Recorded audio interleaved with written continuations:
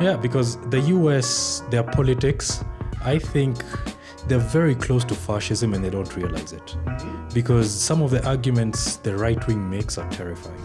But then you are a different kind of Marxist, I would say. It is quite possible that the colonial government was comfortable leaving these people because they're quite alive. Realistically, the system is so deeply ingrained in a dyadic kind of way. Like either you vote for the Democrats or you vote for the Republicans. I don't believe in voting as a way to achieve equality. There's no way your oppressor will just let go of their power. And the quote goes something like, "The last capitalist we shall hang shall be the one who sold us the rope." My big issue is with American capitalism. When I look at when I look at European countries, I'm not too bothered. American capitalism is what I find quite an evil form of capitalism. But the only problem I would find mostly with let's say if you tell me you're a Marxist, it's like anybody to your left, you'll consider them right. The revolution should have not ended after independence. It should have ended after everyone has been equally. Whatever you feel was taken from you has been brought back to you. And he had even a statement like, "I shall not strike an innocent. If I strike the first bourgeoisie I meet or I see." At a certain point, people need to be stripped or get a certificate saying, "Congratulations, you've won at capitalism. Whatever you earn from here on is going to the people."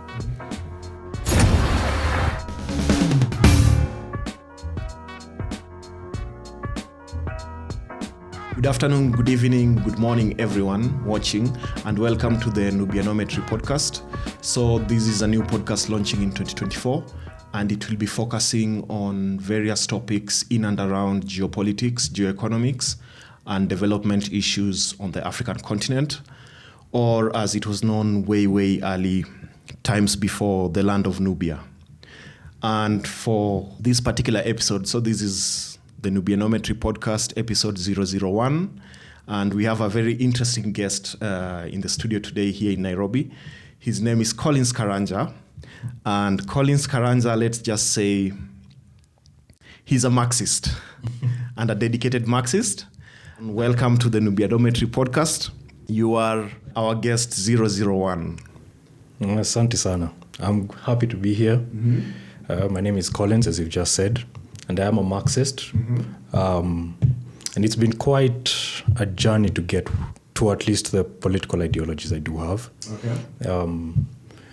I'd say I started from I was not very interested in politics when I first joined higher education. But when I went to the UK, things started changing. This was during the Brexit period. So of course, I remember there was a lot of conversation about what's happening around the world, what's happening around the European Union mostly. And where I'd gone was the Midlands. I was practically the only black student in my class. Okay. Yeah. In which city? Loughborough. Okay. Funny enough, Loughborough, which is right next to Leicester has a lot of Africans. Loughborough, practically none. I remember when I joined my course, immediately the course director, when I told them I was from Kenya, immediately they just walked out of the room, then came back with another Kenyan girl. She was like, yeah, she's also Kenyan. I was like, that's how rare we are here. We're not very common. And how big of a city is it? Not very big. It's mostly an industrial town and a university town. 100K? Not even close. Maybe 10,000 at most. Oh, yeah. Okay. Yeah. Because it was mostly students and industrial workers. Yeah. So while I was there, I noticed... By the way, which year was that? 2015. Yeah, I went there 2015, around October. And I left a few years later. So my experiences there actually contributed a lot with my transformation from not really caring about politics, first of all going slightly right-wing to all the way left-wing. And by the way, what were your studies, if I missed that? I was doing graphic design. Graphic design. Yeah. Of course, not a very political course. Yeah, definitely. Yeah. But then you're saying you started from almost like on the right-wing side of things, all the way to the left, and to the pretty much, I would say, extreme left. What was that transition like? It felt like it's like you wake up, you feel like you've woken up from. It's like you were brainwashed. Honestly, that's what it feels like. Okay. Because when I look back at the ideas I held, I cannot make sense of them. But I can tell you a lot of people, especially young men, they tend to go towards the right wing through following certain. You do know these male people who pretend to be alpha males on the internet. Yeah. It's a right-wing rabbit hole. Quite a lot of them. Yeah, because you first get introduced to this stuff, first of all, they talk about things that interest young men, relationships, but before you know it, you're listening to Ben Shapiro, listening to all of these other right-wing people, and you end up actually following right-wing politics. Jordan Peterson and who, At first, they do. Yeah, these people, when you don't know much about politics, they're very convincing. Yeah. But once you start trying to understand what the other side is saying, you start to see the faults. And you also start to notice, when I went to the UK, that's the very first time I realized I was black.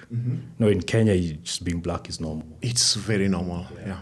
So when I went to the UK, that's for the very first time I realized I was black. You do certain things, and you notice people are looking at you weird, or I'd go to Tesco and you're being followed around.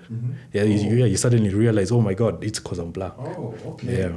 I mean, I stayed in Germany for like 4 years and 4 months. And to be honest, going into the supermarkets, like I was never followed. Like, I mean, I see a lot of that like on YouTube and on videos on Instagram and TikTok and all that. But mostly like what I always see is from North America, like the US, but also in Canada. And I was like, okay, maybe the UK is a little bit different, but... The UK, I'd say places like London, you may not notice it. But now the place I went to, industrial towns tend to be a bit more conservative. Yeah. Because a big part of the population, at least the workers, were a bit older, a different generation. So you can't really blame them. But at the same time, I don't agree with the idea that because you're old, you cannot be blamed for your ideas. You had time to learn. And everyone needs to unlearn and learn new things. Yeah, so for me, I think one of the experiences I had, I did my master's in a town in northwestern Germany called Osnabrück. So it's one of they're called the Friedenstadt. So that's like the cities of peace. It and the twin city, which is called Munster. And so these are the two places actually where, because now you're doing international relations, where the Westphalian Peace Treaty was signed in 1648. Anyway, it was a small town, 165,000 people, but it was also like a strongly university town, 2 major universities. Both universities, I think, had a student population of about 30,000 combined. And so anyway, what we used to do, me and a couple of my friends, like we used to ride our bike every single day. And over the weekends, we would go riding into the small villages and small towns in and around Osnabrück. So there's one town I went to one time. It's called Georgsmarienhütte. And I went to like Lidl. So like the German Tesco basically, even though I think Lidl is nowadays already quite big also in the UK and in the US and all that. So what I noticed was like, because like in Germany, like when you're going through the cashier, like it goes really fast. Like that was one of the culture shocks that hit me when I went to Germany in 2016. Like you're being told every person like has like a minute for each customer. They want to rush as fast as possible. And then, like coming from Kenya, we were used to somebody putting your stuff in a plastic bag once you're done. So in Germany, it was like you do that for yourself. So you have to be rushing really fast. And then at the end, they tell you, okay, here's your bill, and you have to pay quite quickly also. So anyway, in that small town, that was like, I think I was 2 years during my time in Germany. And so I think at the time, what I noticed in that small town was, I mean, it hit me quite quickly that this is a small town, was that almost everybody knew the cashier. So like 2 people ahead of me or 3 people, everybody was greeting the cashier and they were like exchanging pleasantries like they really know each other. And the next person, it was the same, and the next person, and then it hit me very quickly that, so most of the people here actually know each other. Then when I'm putting my stuff in, the person behind me, and then they're now once again chatting very heartily with the cashier, and it was like, okay, so I'm really in a small town. Yeah. Because a lot of small towns, they do have that community feeling. Yeah, a lot. People tend to know each other. And There is a sense of safety in it. There's a sense of safety, security, and all that. Yeah. I remember when I was in Loughborough, interesting that you've mentioned bill payments. When I went to the UK for the first time, I didn't travel with small notes. I only traveled with banknotes, the £50 notes. And most, I don't know if you've ever been to the UK, they don't use those. No, I've never. Yeah, those are just for the banks. Okay. So every time I'd go shopping, I only had £50 notes. So you give it to the cashier, they look at it, immediately they call their manager. Oh. Yeah, because they've never seen anything like it. Oh. Okay. Yeah, so after a while, So it's almost like, you could be having like fake money or something of the sort. But what I did notice, one time I went shopping with a friend of mine. I gave him the £50 note, told him to go pay for it, to go pay for our shopping. No one called the manager. I found that very strange. I don't know. I feel like when I went in there, I was quite ignorant. Even though my mother we'd had the conversation about race. But since I was quite protected from it, you feel like it can't be that bad. Yeah, there's no way. Yeah, there's no way it can be that bad. I mean, I think also for me it was almost similar, like going abroad, like with like my best friend, he's called Albert. We did our bachelor's here in Nairobi, International Relations and Diplomacy. And then we also did our internship at the same place, the German Academic Exchange Service. And then we applied for a scholarship and went to Germany. And so we were even staying at the same place during our language course, 6 months in Cologne. And we went there and we were like, I think the first few days we were seeing like homeless people in Germany. And then, like a lot of, how do you call them? Like old people in Germany who've retirees. A lot of them, like the amount of money they are getting from their pension is not enough. So I don't know if it's the same in the UK, but in Germany there's an amount of money pegged to plastic bottles. In Germany it was like 25 cents, I think. So it incentivizes people to return their plastic bottles. So you'd collect them, maybe you have a sack full or something, and then you have these fund machine, like the bottle machines. Like it's like a vending machine, but you just put the bottles in, and then at the end you get like a voucher of sorts that you can now use in that particular branch of the supermarket. And you can only use it there to redeem it, and then you can use it to pay for your groceries or whatever you're buying. And so a lot of the older people in Germany, we noticed like some of the older stuff, especially they've fallen through the cracks and all that, they used to collect the empty plastic bottles. Yeah. So it was already, it hit us because we were like, okay, you have this image of Europe. It's rich, everybody's wealthy and all that. And then you are seeing like people who are homeless. And I remember like my friend made a statement at the time because we were like, it can't be. And you are like, what happened to this person? Like, how come they're not getting like a welfare check or something of the sort? So it really hit us very differently, that kind of experience. Yeah.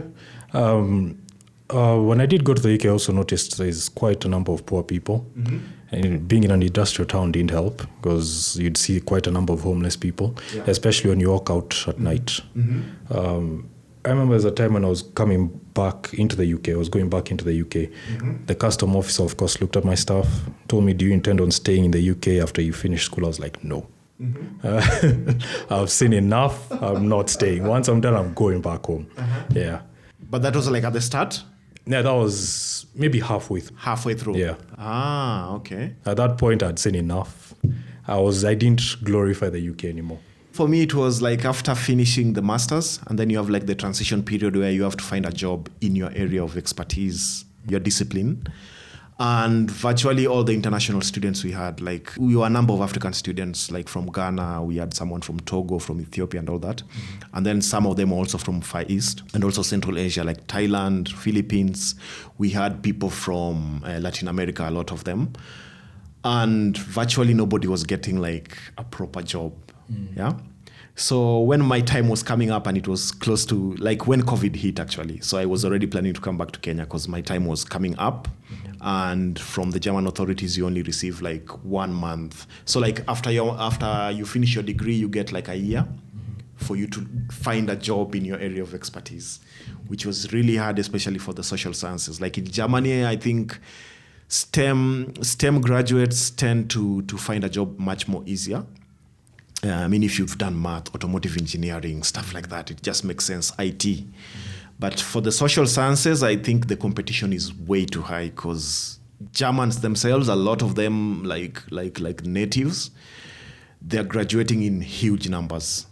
And so it means competition for jobs, especially in the social sciences, is really tough. So getting a job was already quite difficult. So I was to come back right when COVID hit. So I was to come back, I think, on the 27th of March. And if you can remember, I don't know if you are in Kenya already at the time, the government said they were going to close the airspace on the 25th. So my mom was like, yeah, you need to come home. And I was like, it's too close. I mean, I'd already booked a flight, I think, on the 10th of March. It was cancelled, I think, a couple of days later. It was through Egypt Air.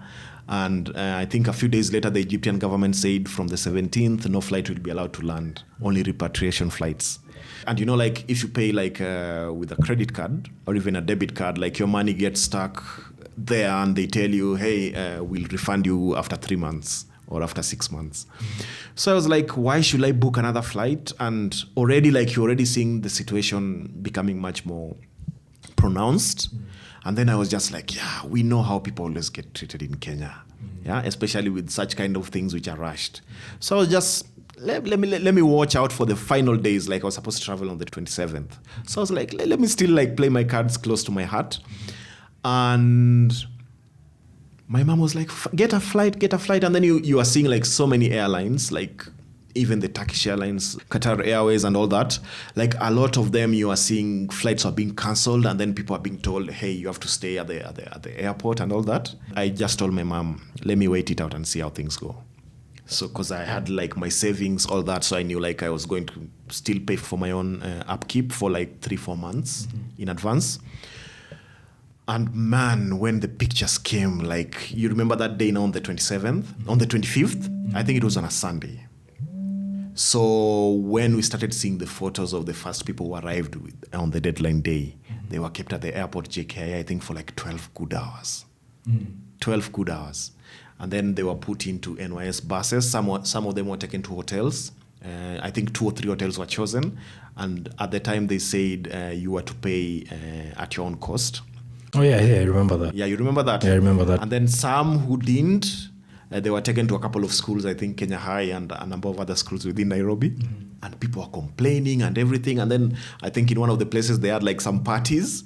And then the government decided because they were partying, they were going to stay in quarantine for I think 2 more weeks.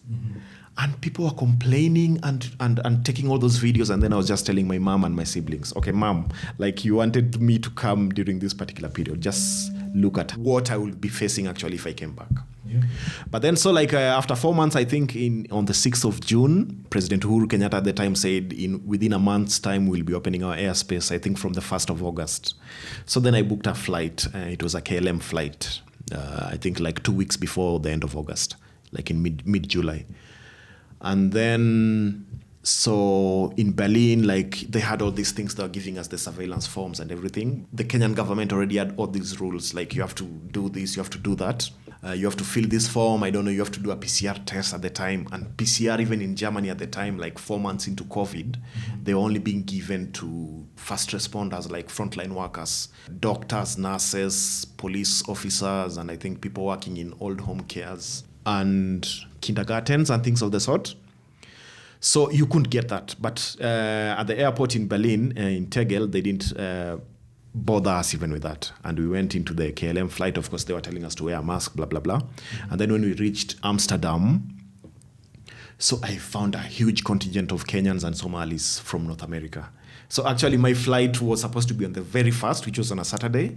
And then KLM cancelled it a day before. And they were unfortunately, the flight going on the first will not go.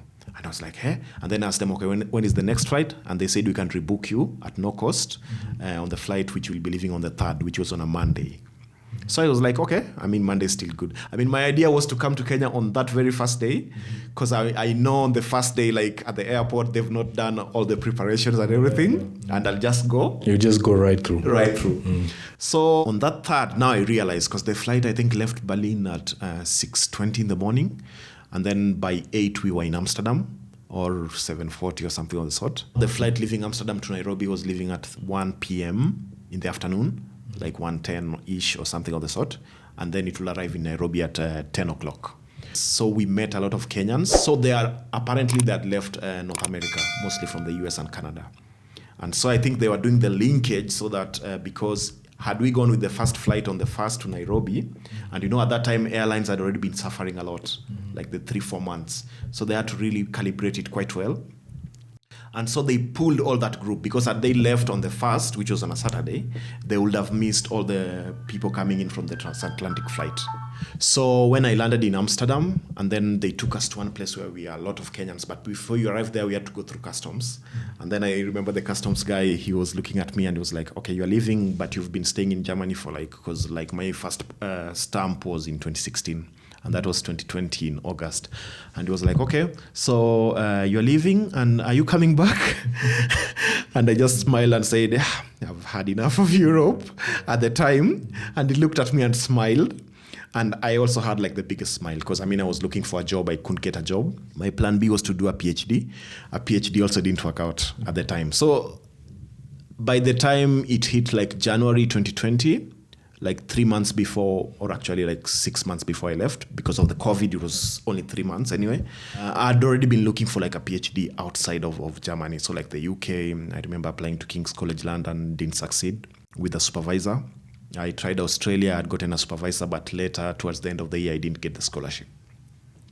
But so I remember that face where he looked at me and he was like, are you coming back? And I was like, no, I've had my time in Europe. And he smiled. I smiled. I had a big smile on my face and he also had a big smile. So when you mentioned the customs officer thing, it was really interesting. Yeah.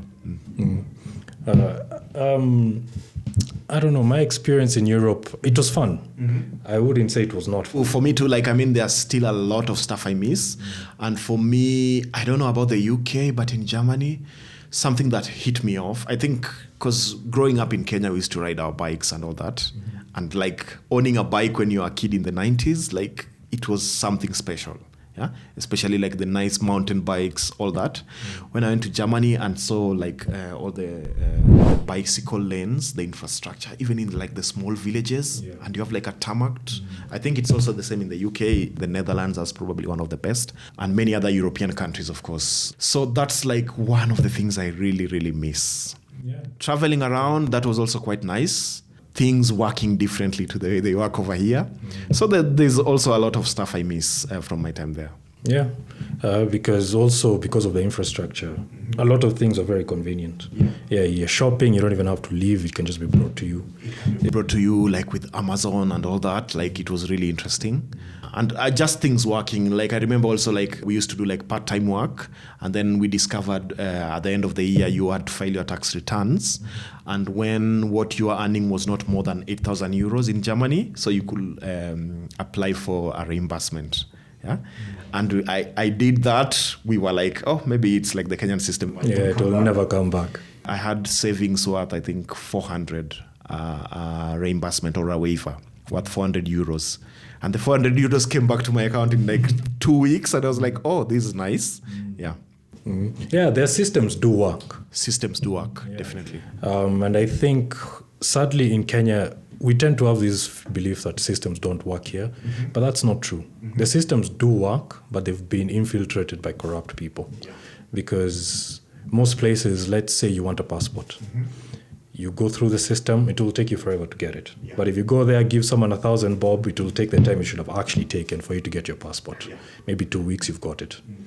But corruption has really, in this country, we tend to plan around corruption. Not plan around corruption, we plan with corruption in mind. With corruption in mind? We'll build a system that should work, but we need to make it not work so that the corrupt people can get something out of it. Yeah. And for the citizenry, when we are planning something or we want a service, we also go there with a corruption workaround in mind. We want to work around the corruption. So it's just a crazy system. Yeah, it's both the culture and the system itself. I read a very interesting article some time back. Some author was theorizing where the corruption culture came from. And he was blaming, you know how in Kenya we tend to believe that if you go visit someone, you cannot go empty-handed. Yeah. lazima umpelekee kitu. Exactly. Yeah. So that transcended into politics.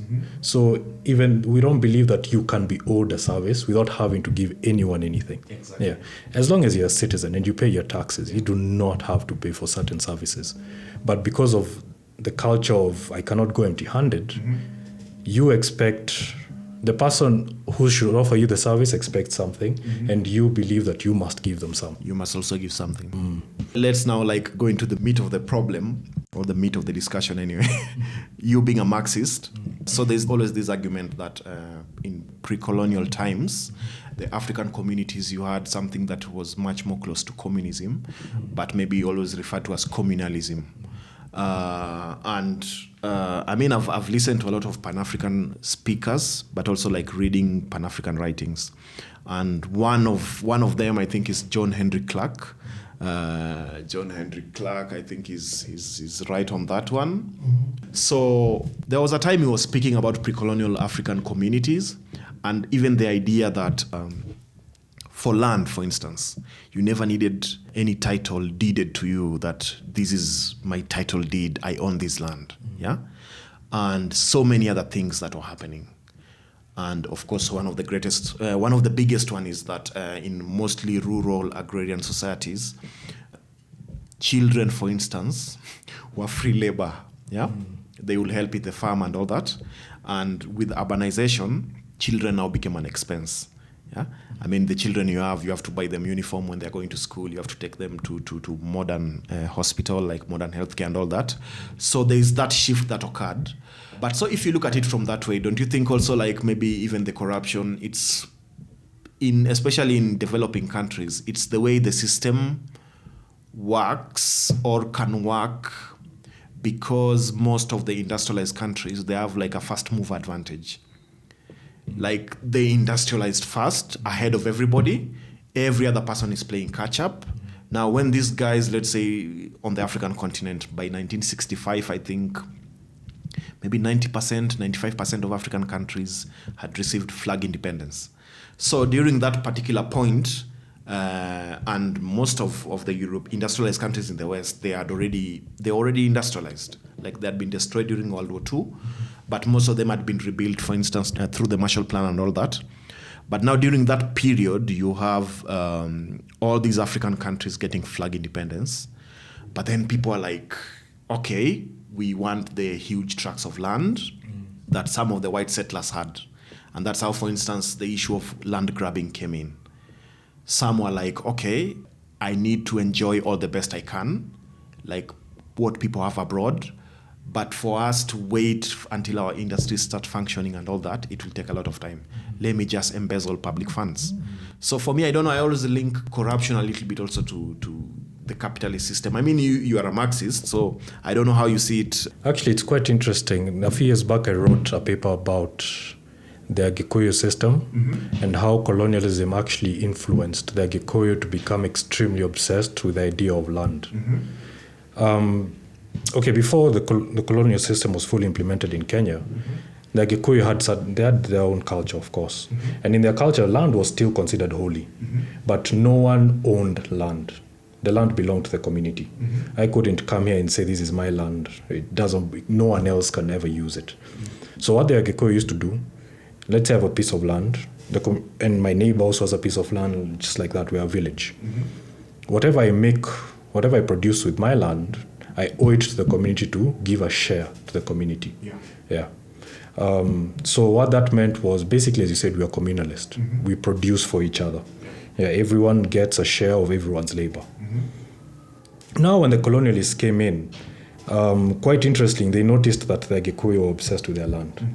And they also noticed that the Kikuyu system was it made us quite vulnerable and very easy to colonize.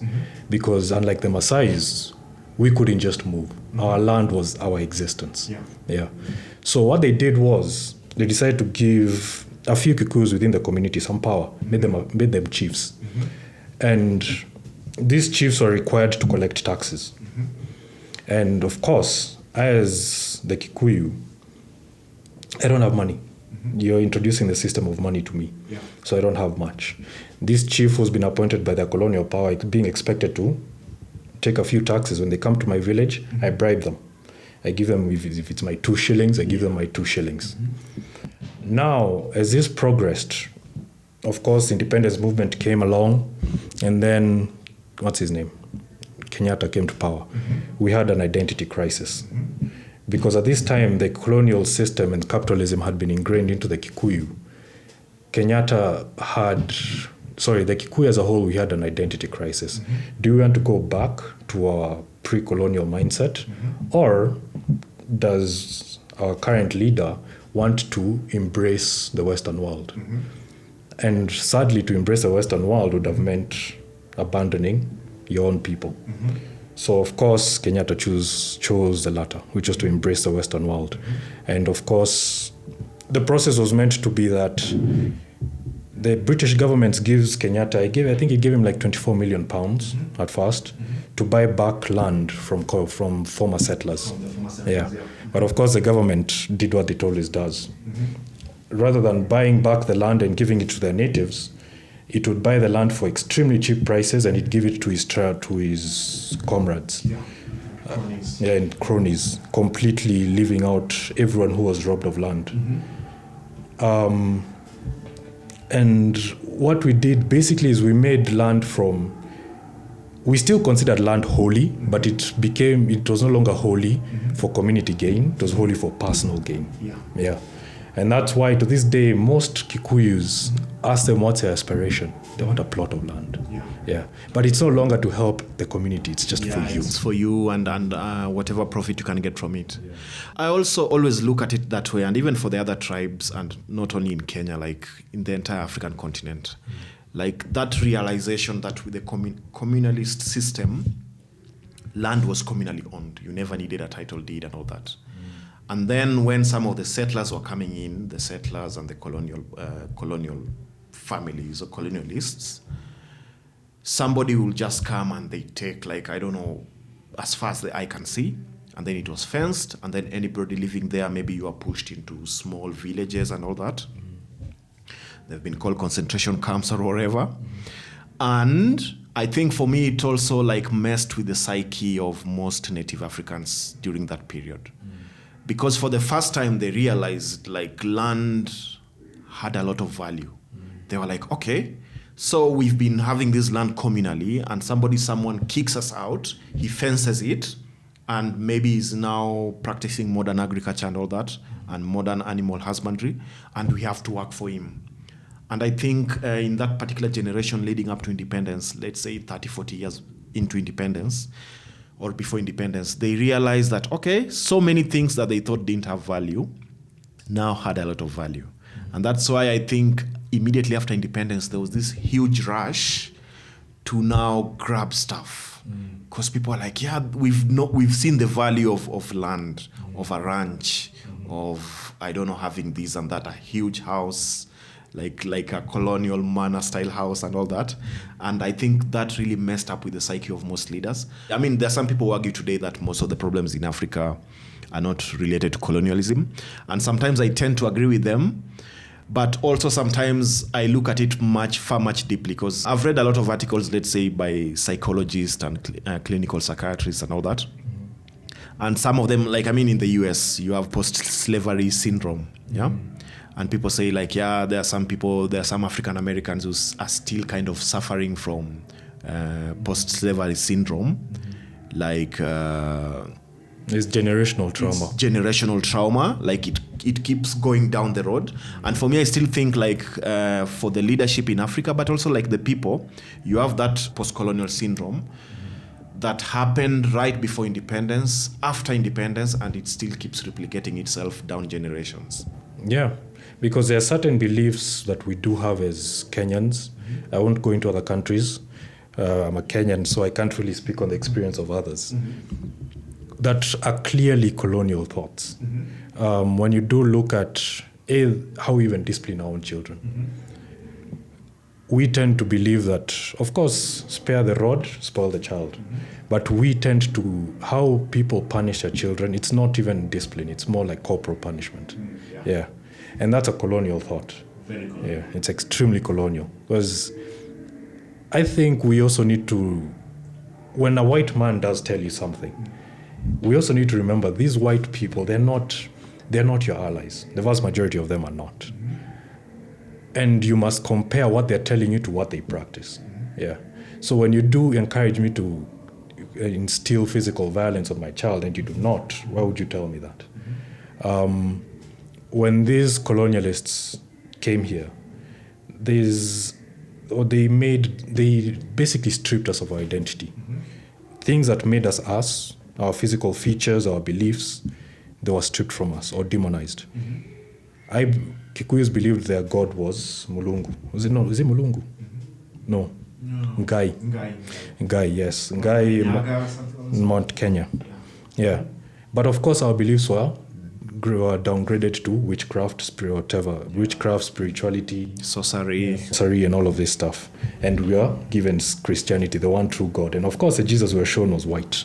That also made us hate our skin. Yeah, exactly. Yeah, we hate our features. And you can see it till today. Colorism is everywhere. John Henry Clark, once again, I think there is one time he said, like, if you can convince somebody that God is particular skin color, then, I mean, there's nothing else you can't convince them of in terms of superiority and inferiority. Like, you tell somebody God, the all-powerfully created the universe, the heavens and the earth, everything. That person is a white person. Or Jesus is white. And they're like, okay, there's no other thing you'll even struggle to convince them of. Yeah, because I find it quite interesting that we have been convinced, even to this day, there's people who genuinely believe Jesus was a white man, but he was in the Middle East. He was in the Middle East, definitely. So definitely he would have been a person of color to begin with. He would have been a person with a different skin hue, like the people who were around that particular area. And I mean, it's an interesting debate. And I think like in the US especially, and with African Americans, of course, there are those who strongly believe Jesus was a black man. And of course, sometimes they use verses in the Bible, like in Revelations, I think chapter 4, something, nappy hair and all that. Revelation chapter 1 or 2, something of the sort. And they use all these examples. And some of the interesting ones I've read is that, like, if you look at medieval Europe, you have these paintings of Jesus which were like black. In Poland especially, like you had some of the churches where the Jesus and Mary, they're all painted in black. And so some of them argue Jesus is black. I don't know how definitive that is, because anyway, the thing with paintings and all that, like the color can always come off and all that.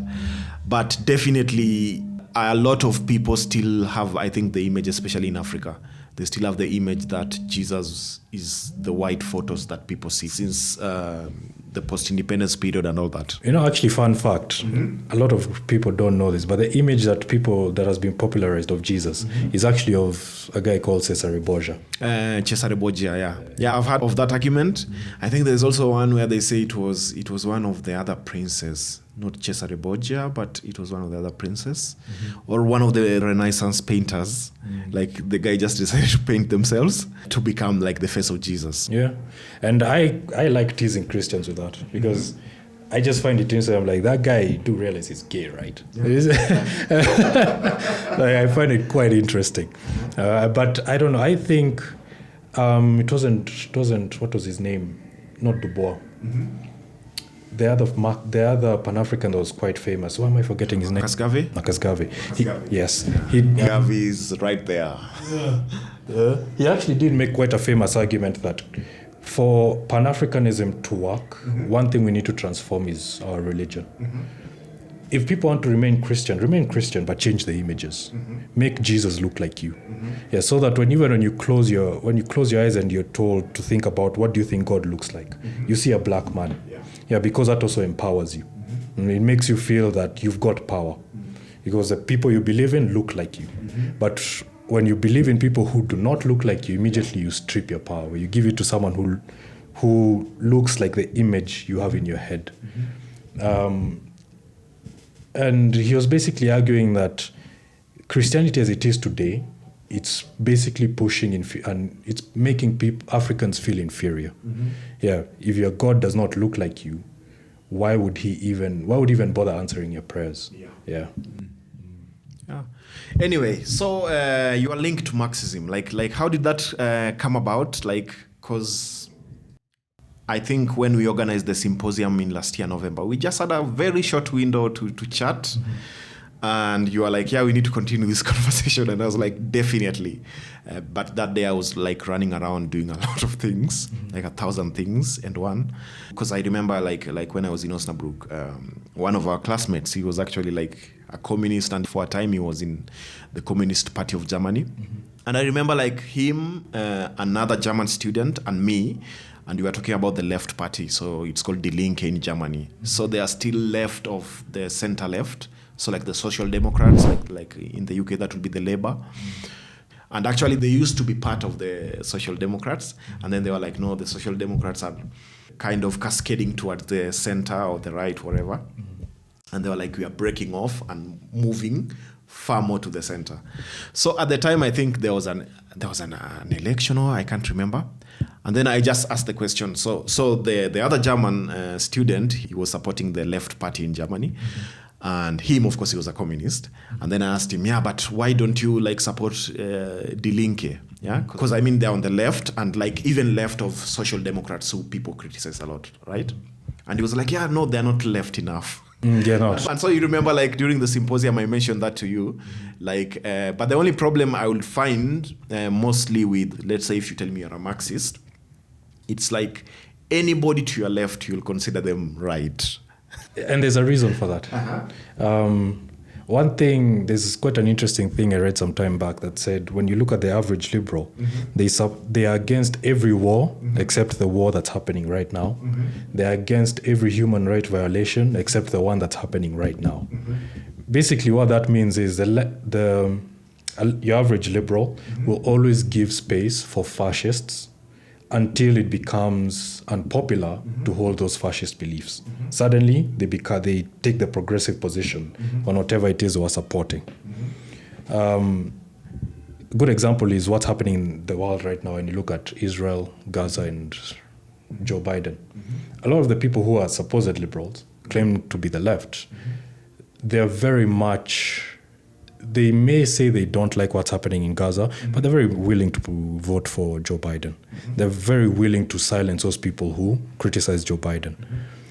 And that is because in the end of the day, I must bring race into this. Mm-hmm. In the end of the day, uh-huh. white liberals will always they'll always use their whiteness before they consider their progressive ideas. Mm-hmm. Yeah.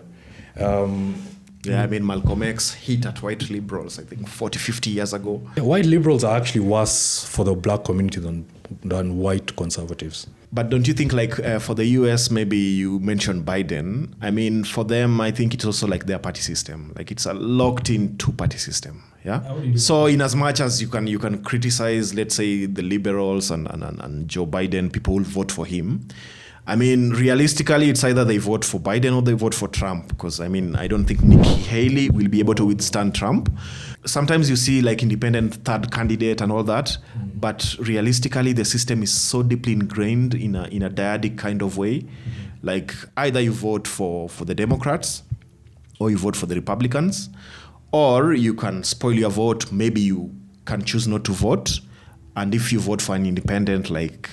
they don't stand like a snowball's chance in hell.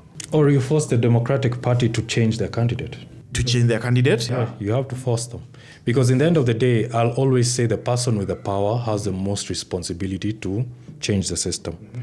Because But don't you think, like, I mean, that system is too rigid to even be changed from the inside? Let's say this time when Bernie Sanders was running against Hillary Clinton for the Democratic nomination in 2016. I remember. And already, like, the conversation was, these are the radical left and all that. And I mean, even like the squad with the OC and all that, like, they're being viewed as being radical leftists. And sometimes I always have the thought, like, if you go to Europe, especially like in Western Europe. Yeah, those people are basically, they're right in the center. They're right in the center. But it's always argued that in the US, like, things have been pulled so much to the right that somebody who simply talks about, let's say, universal healthcare or, I don't know, something quite mild in Western Europe, they are considered to be a communist. Like, they're a socialist bordering on communist, like Karl Marx himself. Yeah, because the US, their politics, I think they're very close to fascism and they don't realize it. Because some of the arguments the right wing makes are terrifying. They're the only kind of people you tell them people deserve homes or food, and they'll argue against it, which is terrifying. And I think the very first step of becoming a progressive is to have compassion. You need to actually love your fellow man. You want people to have, they deserve more than what they're getting. And we base this on, we don't just say that, a lot of right-wingers may respond to that and say that I am claiming that people should just get things for free. That's not what you're saying. We're saying things are unequal. Some people have too much while other people have too little. Maybe it's time to look at the people who have too much and not strip. I won't even, it's strip. You're a Marxist by political orientation, so you can definitely use the word strip. Because in the end of the day, I don't believe anyone needs to have more than $1 billion. There's no reason to have that kind of money. Well, so many problems can be solved with that money. So at a certain point, people need to be stripped or get a certificate saying, congratulations, you've won at capitalism. Whatever you earn from here on is going to the people. But don't you think for that one, I mean, once again, coming back to you being a Marxist, I mean, Karl Marx basically tried to explain that in a very nice way, for instance, with the statement about the primitive accumulation of wealth. Yeah. And so I remember even at the time when we were doing a little bit of reading political philosophy, when I was doing my master's in Germany. And of course, it's Germany. Karl Marx has to be discussed, as well as all the other great philosophers, German philosophers, especially from the Enlightenment period. You can start all the way from Hegel and Kant, and then you come down to Marx and Engels, and then you move on into the 20th century, Rosa Luxemburg, and then you come slowly to the Frankfurt School with Jürgen Habermas. So it was already like a big learning point in German universities, especially at the master's level. And so like when he argued about the primitive accumulation of wealth, for me, I remember at the time discussing with my friend from Kenya, and we were like trying to look at also like once again the flag independence period in African countries, and the way there was this drive to just accumulate wealth. You could say in the most primitive fashion, like you just want to accumulate it. Don't you think when you are talking about nobody needing $1 billion, whether it's USD, whether it's Kenya shillings, whatever, nobody needing $1 billion shillings, for other people, maybe it's what Karl Marx tried to explain. It's just about accumulating that wealth. Whether you need it or not, maybe that's not the point. Yeah. Because, first of all, when we have the discussion of straight up saying, you don't need it, you don't need this money, basically what we're saying is that this person, the only way they can make even more money than this billion is just more exploitation. No one works hard enough to make more than $1 billion. They do. No one, very few people produce. It's the value of this billion does not come from your own work as maybe the CEO or whatever, the founder of this company. It comes from the workers, and the workers they must demand a fair share for their labor, for creating value. So when I look at the Kenyan situation and how wealth has been accumulated in the hands of a very small group of people, I think, first of all, Kenyans, we made a mistake. And the very first mistake we made was thinking that because we've been left behind these leaders by the colonial government, that the revolution has ended. And sadly, most Kenyans are not educated on this fact that it is quite possible that the colonial government was comfortable leaving these people because they're quite alike. I think the Mau Mau, or the people, whoever it was, the revolution should have continued, because a lot of nations didn't even fight for independence because they wanted a state. They fought for independence to ensure their own survival. And that's what caused the massive identity crisis we had after colonialism. A lot of groups, when the new government came to power, immediately started questioning the legitimacy of the new government, because that is not what we are fighting for. We are fighting for our own nation. The revolution should have not ended after independence. It should have ended after everyone has been equally whatever was you feel was taken from you has been brought back to you, and entrusting our land and resources to a bunch of men who are educated in the Western world was quite a big mistake. And entrusting a bunch of men who took counsel from the Western world was quite a big mistake. Maybe the first question is, are you talking about it as a revolution, maybe in the Marxist sense of things? Or it's just like fighting for independence was like a stage towards the Marxist revolution? Because I mean, on the Marxist side of things, you have like the communist revolution where it happens in a system that is in advanced capitalism. And then the revolution of the proletariat happens. And then you now end up with, let's say, a classless society. Is that what you are talking about, or you are just mentioning, let's say, the fight for independence? Okay, what I'm saying is, I don't think it is quite possible to have a classless society. But then that will be a critique of classic Marxism. Yeah, because there'll always be classes. However, I don't believe the lower class should have so little they're barely surviving. Yeah. I'm not arguing that there should be no rich people, but there should absolutely be no poor people. But then you are a different kind of Marxist, I would say. Because I mean, you have like classical extreme Marxists, and some, of course, will argue about the need to have like a proletariat revolution and to have a classless society afterwards, without hierarchy and all that. And for me, of course, I've always believed that when people say that's utopian, I always believe, that is a very valid point. Like since time immemorial, human beings have always had like a form of hierarchy. And with hierarchy, then you have different classes. Yeah. But then, of course, you have like, I mean, the classic one will be Lenin. So there's this quote. Sometimes it's attributed to Karl Marx, sometimes to Vladimir Lenin. And the quote goes something like, "The last capitalist we shall hang shall be the one who sold us the rope." So you're like, we buy all the rope from this guy to hang all the other capitalists. And then when we are done with everybody, he's the seller of the rope. Then we hang him. And I remember like in the late 20th century, so like around 1895 or thereabouts, in France, because France had experienced like I don't know if you've read about the Paris Commune in 1875. Like there was like an uprising of sorts, and then they established a system based on what they were arguing was communism. And they had been following like the Communist Manifesto of 1848 by Karl Marx and Engels. And it only lasted for like 3 months, and then they were overthrown. And so that's where also like the idea of counter-revolution comes in. And that's why like people like Lenin, their system was pretty much a one-party dictatorship. And then they had like a very strong intelligence agency to repress any kind of free speech and political organization. And the idea was, they actually made the argument, I think even Lenin, like to prevent a counter-revolution, because the bourgeoisie won't just sit down. But then like going back to France in around 1890s, and I think one was so radical, I think I'm forgetting the name. And he had even a statement like, "I shall not strike an innocent. If I strike the first bourgeoisie I meet or I see." So it's like, I'm just walking down the streets of Paris.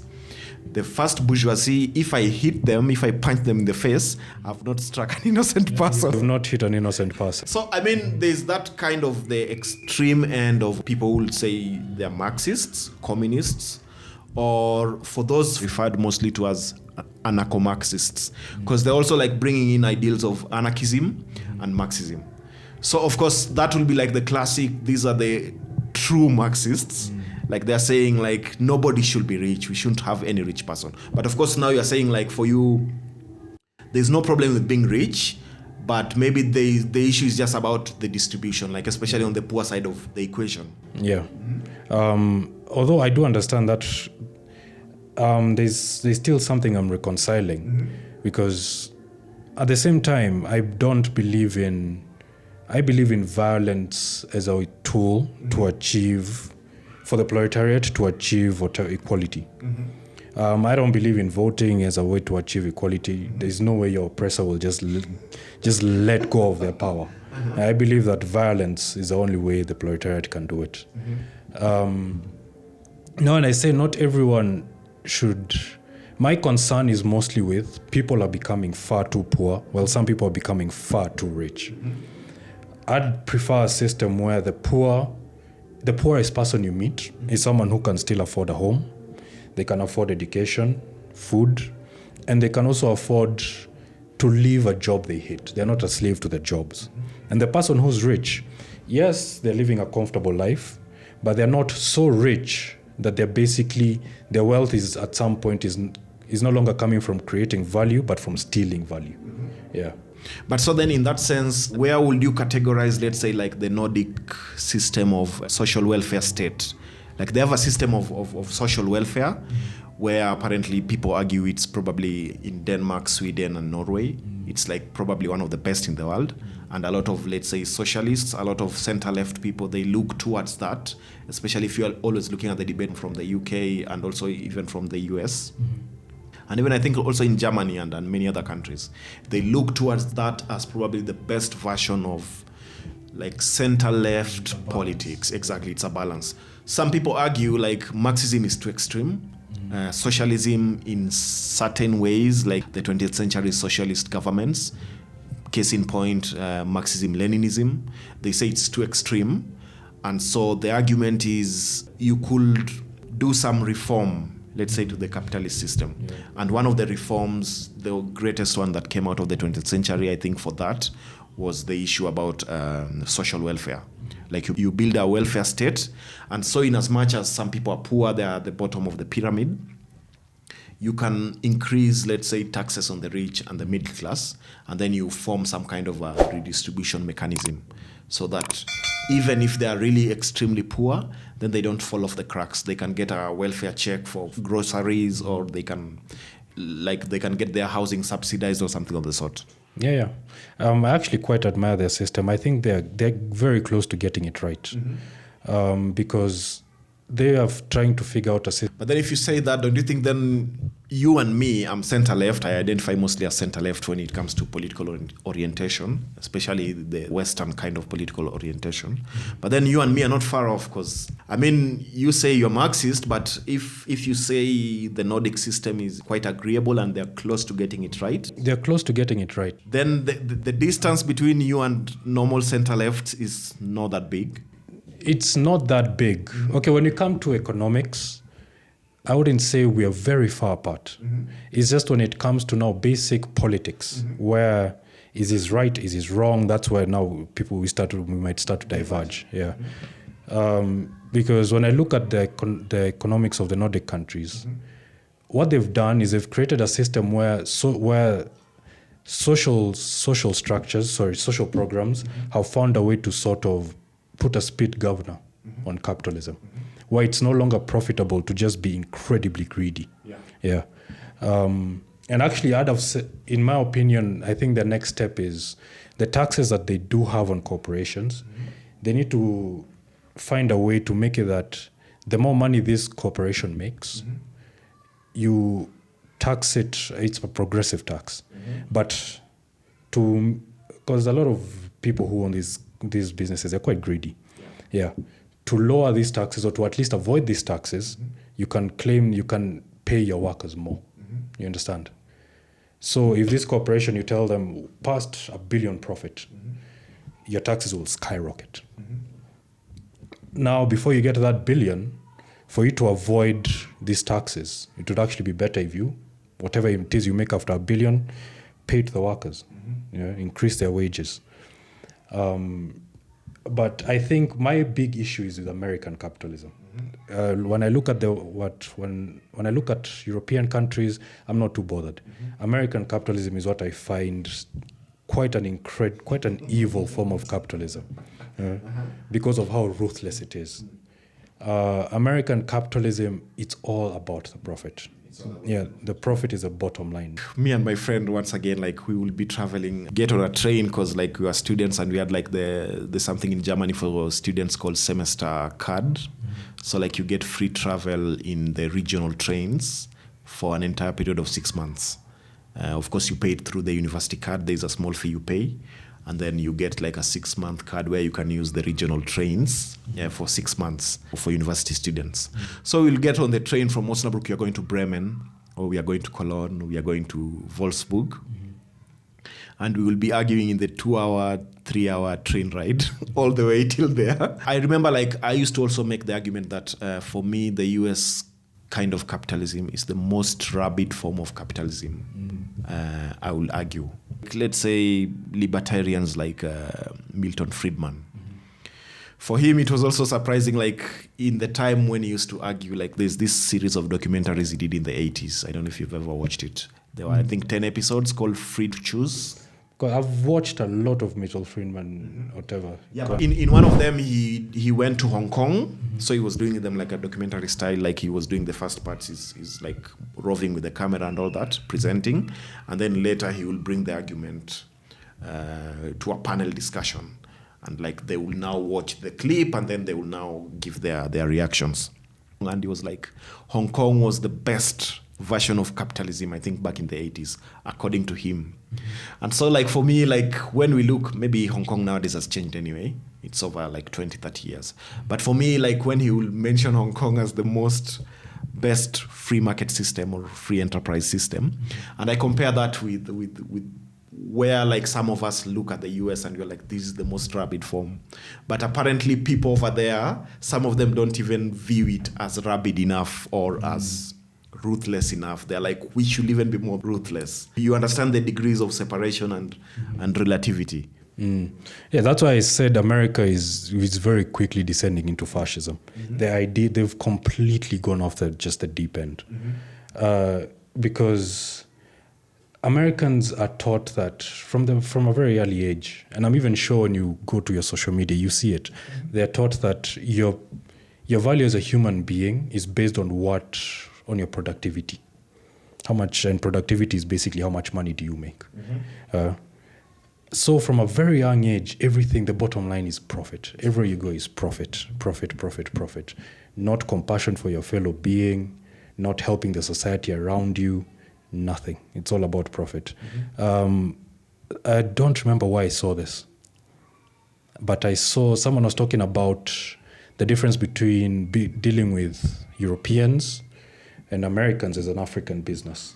And he said, when you deal with Europeans, you notice that Europeans care about relationships, creating a relationship with your business.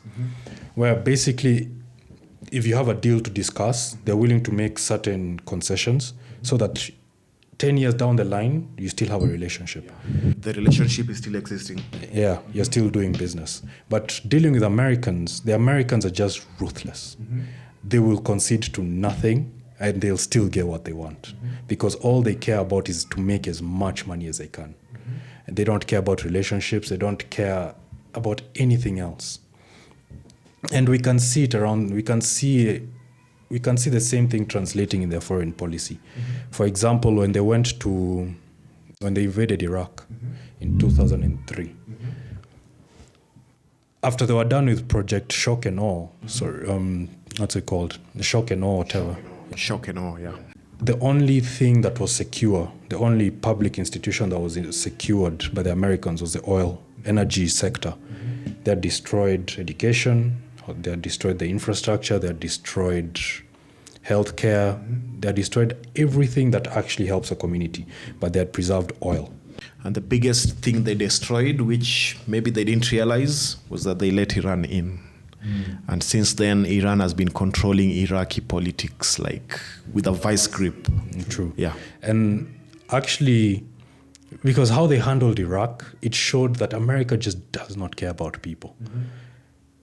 Immediately, after they had gotten rid of Saddam Hussein, when they created their provisional government, they got rid of all the people who were the loyalists who were in the Ba'ath Party, including the soldiers. And these soldiers, actually, what they had asked for, they're okay if you're going to let them go. But they told the provisional government, we'd just like $20 a month to sustain us. The American government, of course, said, no, and $20 a month is nothing to the American government. They just let them go. And you let go a bunch of people who are now angry, jobless, and they have guns, a lot of guns. And actually, in the build-up to the Iraq War, like, there was a new intelligence unit built within the Pentagon. Because they were like, the CIA, they are not stovepiping what we really want to happen over there. So with Donald Rumsfeld and Dick Cheney, they built their own parallel intelligence unit. But the problem was, like, the intelligence they wanted, even some people in the CIA were like, there are no weapons, there are no WMDs. Even the United Nations. Exactly. But within the Pentagon, they were so hell-bent.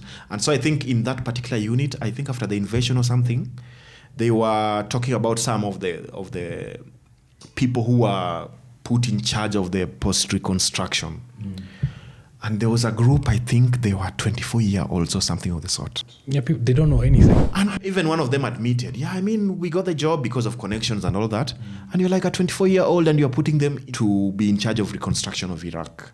And then you have the decisions, of course, by people like Paul Bremer and all that.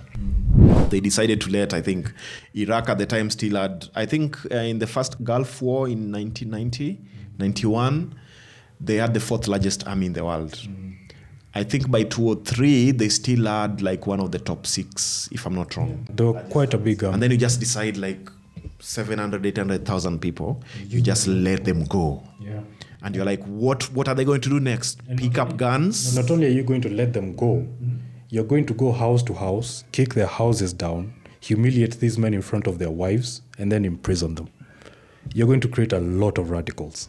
Yeah, I mean, Iraq was a huge screw up. Yeah.